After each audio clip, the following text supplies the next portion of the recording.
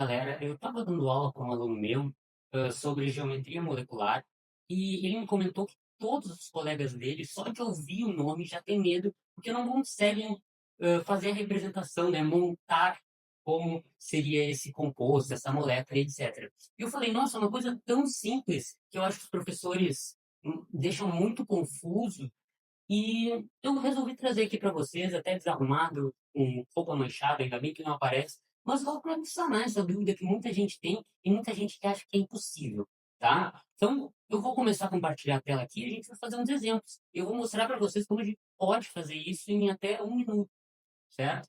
Bom, o que que a gente tem aqui? A gente tem 5 regrinhas, tá? Bem tranquilinhas para tu usar, né? Seriam os passos para tu usar para montar, representar esse teu composto, né? Essa tua molécula, beleza? Só uma coisa que eu gostaria de falar para vocês é que esses passos que eu estou mostrando aqui, eles valem para aproximadamente uns 85% dos compostos que tu precisar na tua prova, no teu vestibular, na tua lição de casa, certo? A outra parte, eles precisam de mais 2 regrinhas, mais 2 passos, tá? Mas é muito mais difícil de cair, porque envolve expansibilidade da camada de valência, que é um assunto mais aprofundado, tá? Depois eu trago esse assunto, trago esse complemento, mas hoje vamos focar nesses 85, que é o que é mais provável, né, de cair na tua prova. Então, quais são esses nossos 5 passos, tá? Vamos usar uma molécula que a gente tem no nosso dia a dia, que a gente usa sempre e é super comentada. Vamos começar usando o H2O como exemplo, pode ser? E aí a gente vai fazendo juntos, entendendo essa regra. Bom, qual que é o nosso primeiro passo? O primeiro passo é contar os números de elétrons na camada de valência. Bom, vocês devem saber que o H tem apenas um elétron na camada de valência, né? Bom, e o oxigênio? Quantos elétrons ele tem na camada de valência? O oxigênio, vocês têm que lembrar que ele está na família 6A, né? Na família 6A significa que eles têm 6 elétrons na camada de valência. Show de bola. Então, 6 elétrons. Você só tem que tomar cuidado com uma coisa que muita gente erra. Aqui o hidrogênio, ó, a gente tem 2 átomos de hidrogênio. Significa que a gente vai ter 2 elétrons, né? Então, só para representar, o hidrogênio tem um elétron, como a gente tem 2 hidrogênios, a gente vai ficar com 2 elétrons. Show! Vamos somar agora para ver quanto a gente tem nesse nosso composto aqui. Bom, 6 elétrons do oxigênio mais 2 elétrons do hidrogênio. Nós temos 8 elétrons na nossa camada de valência. Show! Ah, Pedro, já fizemos o primeiro passo. Já fizemos o primeiro passo. Vamos para o segundo. O que a gente tem que fazer? Fazer uma ligação simples entre os ligantes e o átomo central. Pedro, não faço ideia do que seja ligante, do que seja átomo central. Átomo central é que vai ficar no centro. O ligante é o que vamos se ligar a ele. Show? Então, esse nosso exemplo que a gente tem aqui do H2O, né, da água, a gente vai fazer isso que diz no segundo passo. Ó. Temos o O como átomo central, ligado com 2 hidrogênios. Show! E olha aqui, eu coloquei uma observação que é muito importante, e isso vai nos ajudar a resolver os próximos passos, tá? Que é, contamos quantos elétrons já foram usados e quantos faltam. Bom, como é que a gente vai saber quantos elétrons já foram usados? É só a gente observar aqui, ó.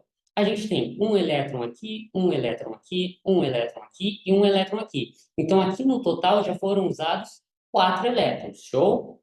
E quantos a gente tinha no começo? 8, né? Então, 8 menos 4 igual a 4, né? Show! Agora a gente vai ver o que a gente vai fazer com esses 4 elétrons que sobraram. O terceiro passo é completar os octetos dos ligantes. Que isso significa? É que os ligantes devem estar na sua camada de valência o mais estáveis possíveis, né? O octeto é que tem que ter 8 elétrons, exceto ali, nesse caso, o hidrogênio, porque ele, para estar estável, ele tem que ter 2 elétrons na camada de valência. Bom, a gente precisa fazer alguma coisa? Não, né? Esse passo 3 não é necessário para essa molécula, porque os 2 hidrogênios aqui, ó, já tem 2 elétrons, né? Os dois que estão sendo compartilhados ali com o O. Show! Vamos para o passo 4, então. Passo 4 diz para a gente colocar os elétrons que sobram no átomo central. Eu observei aqui que sobraram 4 elétrons. O que eu vou fazer com ele? Colocar no átomo central. Então, vamos representar ele assim. 2, 3, 4. Show de bola. Bom, então, basicamente, a gente já terminou. A gente já tem uma, entre aspas, bem aspas, uma semi-representação de como seria essa molécula, né? E aí a gente tem o caso 5, ó, que é caso o átomo central não fique no octeto, a gente pega dois elétrons e faz uma ligação dupla. Aqui não é necessário. Por que que aqui não é necessário? Porque o oxigênio, ele já está com quantos elétrons? Com 8, né? Que é o que ele precisa para entrar na camada de valência. Por quê? A gente tem aqui, ó, a gente tem aqui 2, 4, 6, 8. Show de bola. Então, fechamos basicamente essa nossa representação. Agora tem um detalhe que eu também vou trazer na próxima aula, mas é basicamente sobre essa geometria, certo? Aqui a gente tem uma geometria de três ligantes angular, tá? A gente chama de geometria angular, certo? Então, como que a gente representaria esse composto? O certo dele ser representado é assim, pessoal. O, H, H. Desse jeito aqui, tá? Não reto. Por quê? Porque quando a gente tem uma geometria de três ligantes, né? Que é o que a gente tem nesse caso, né? Três átomos se conectando, a gente pode ter ela linear, né? Que seria basicamente assim, ou ela pode ser angular, que seria basicamente assim, que é a molécula de água que a gente conhece, tá? E o que que vai diferir uma da outra? O que difere uma da outra é se elas são apolar ou polar, beleza? A angular vai ser sempre que ela for polar. E a linear vai ser sempre que ela for apolar. Eu vou postar um vídeo só sobre essa geometria e polaridade, né? Que tem essa, que tem essa tabelinha para vocês, sobre todas elas, mas aqui só para fazer sentido tudo que eu estou falando, tá? Então, a gente tem essa geometria angular, onde uma fica mais em cima, que vocês podem ver aqui o O, e as outras duas ficam aqui embaixo. Ah, Pedro, tudo bem. Eu entendi que tu vai gravar uma aula sobre isso, mas por quê? Por que que eles não podem ficar retos? Simplesmente por uma coisa muito fácil, na verdade. Vocês estão vendo esses dois elétrons? Queria deixar ele um pouquinho mais fino. Vocês estão vendo esses dois elétrons que a gente tem aqui? Esses dois elétrons vão causar uma força de repulsão contra esses elétrons aqui. E isso vai fazer com que ela não fique linear, né? Isso vai fazer com que ela fique angular. Porque como eles vão causar essa força de repulsão, né? Eles tendem a se afastar, porque são cargas semelhantes, né? Negativo com negativo, forma esse distanciamento aqui que a gente representou, entendeu? Por isso que ela tem uma geometria angular. Show, pessoal? Vamos fazer mais um exemplo aqui. Só vou apagar aqui para a gente, ó. Vamos fazer um outro exemplo aqui.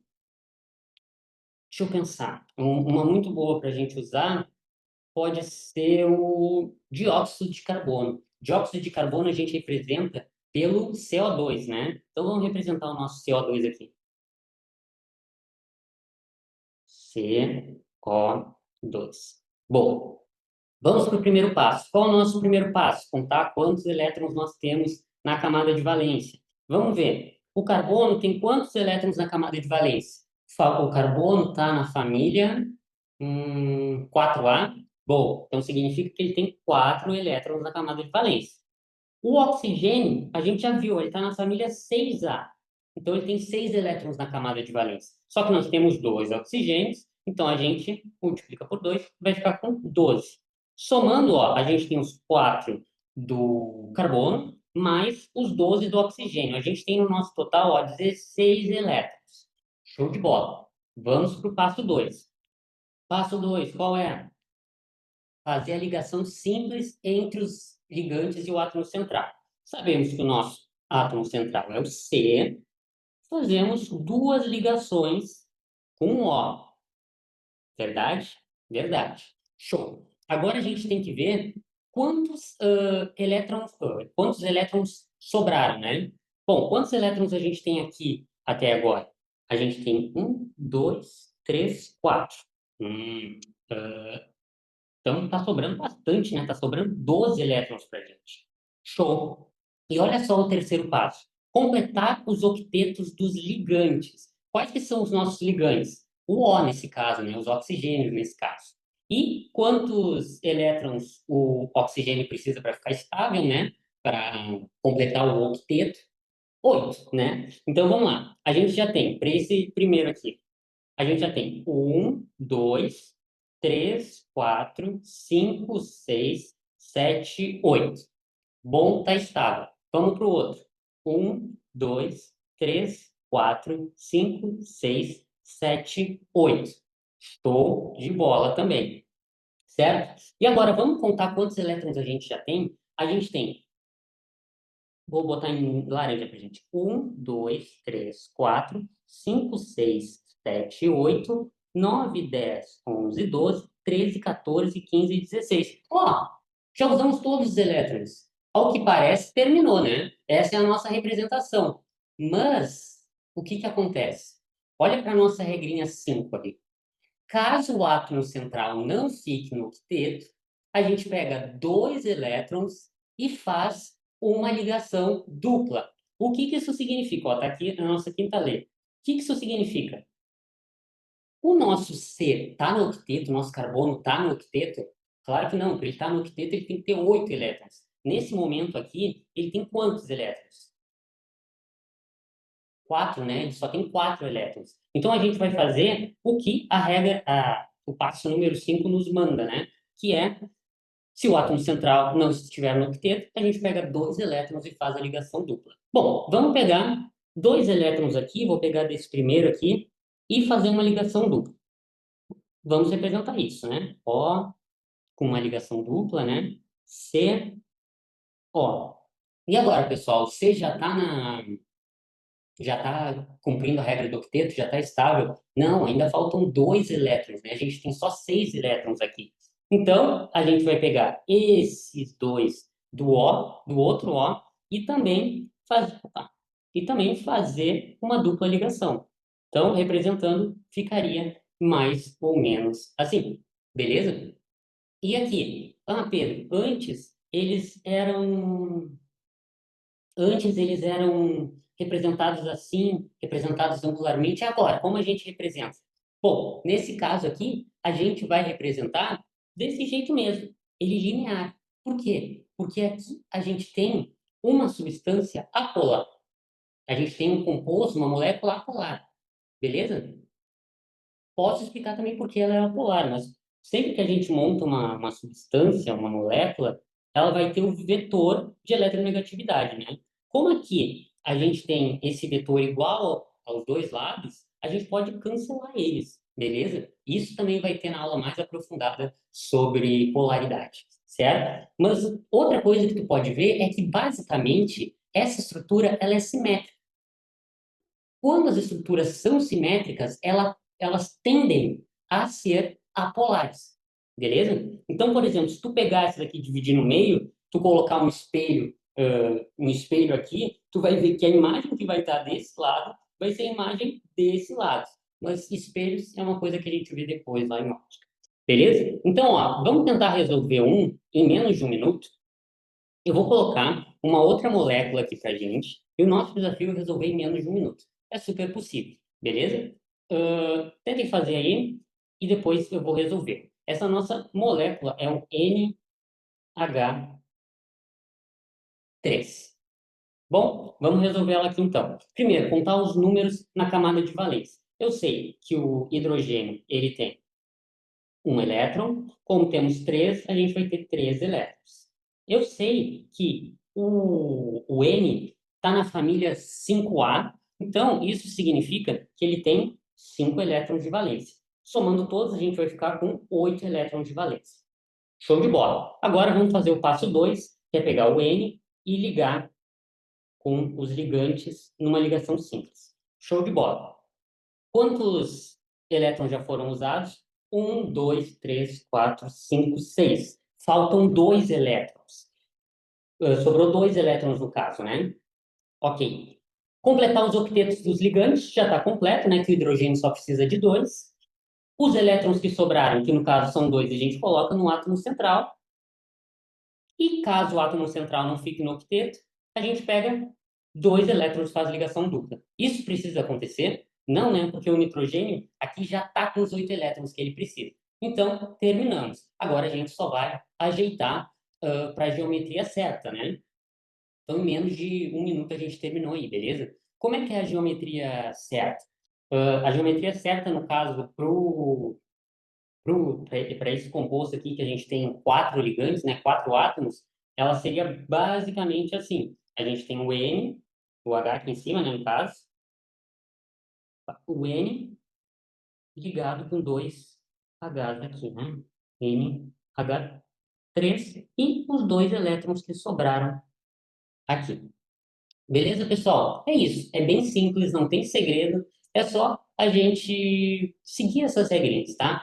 Ah, Pedro, eu fui fazer um exemplo lá, um exercício, e não consegui fazer. Tinha ali um composto, um íon ferroso. Tinha, por exemplo, PO4-3.